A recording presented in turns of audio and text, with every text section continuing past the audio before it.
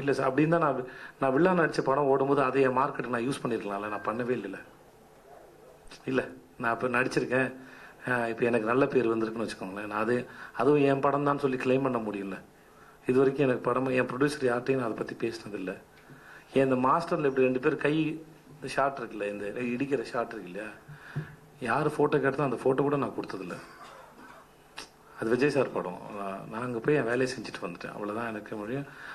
அதுக்கு மேலே அந்த படத்தில் நான் எதையும் எடுத்து ஓன் பண்ணல. அந்த படம் நான் நடித்ததில் சந்தோஷப்படுறேன், அவ்வளோதான். அதோட அதுக்கு மேலே அது அவருடைய படம். என் படமாக இருந்தால் அவ்வளோ கூட்டம்லாம் வராதுன்னு எனக்கு தெரியும். எனக்கு அவ்வளோ பட்ஜெட் போட்டு பண்ண மாட்டாங்கன்னு தெரியும். அதனால் எனக்கு அந்த கிளாரிட்டிலாம் இருந்தது.